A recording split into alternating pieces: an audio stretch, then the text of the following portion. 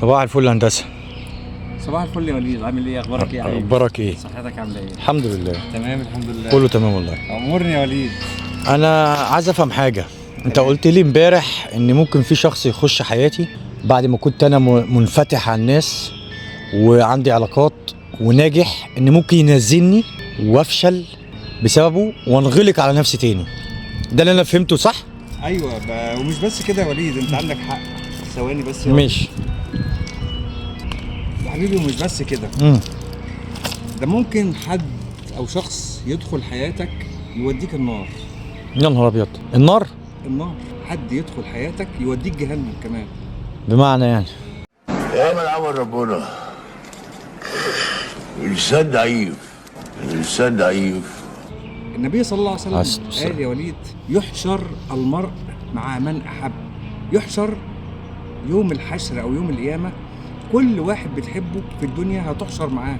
انت بتحب محمد ومحمد بياخدك من ايدك على طاعه ربنا، هتحشر مع محمد على طاعه ربنا. بتحب فلان وفلان بيعينك على معصيه ربنا، هتحشر مع فلان ده على المعصيه. فمش يخليك فاشل بس في الحياه، او يخليك ساقط ويقفل عليك ويخليك منعزل عن المجتمع، ده يوديك النار كمان، يوديك جهنم. فاعرف الناس اللي انت بتتعامل معاهم وبيدخلوا حياتك، لان في واحد يا وليد ممكن يدخل حياتك وانت ناجح ويخليك فاشل.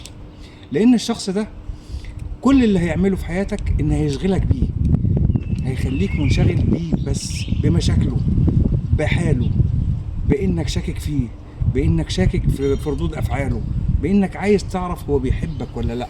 فاعرف انت بتدخل مين في حياتك، لان اللي بتدخله في حياتك ده اما بيكون شخص عايزك تنجح او شخص عايز مصلحته، وساعتها انت هتفشل.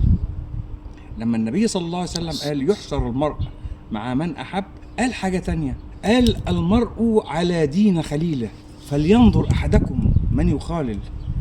كل واحد يبص هو هياخد مين خليل في الدنيا، اذا كان بقى صديق او زوج او زوجة او صديق عمل او زمالة. اعرف انت هتصادق مين وهتصاحب مين، لان الطريق فعلا بيحتاج الى رفيق، ورفيق السوء دايما ممكن يودي بيك التهلكة ويودي بيك النار.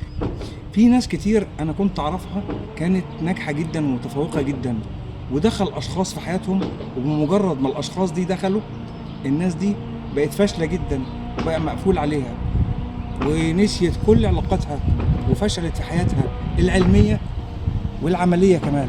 وده لأنهم بصوا للشخص اللي معاهم بس، ما بصوش لشغلهم.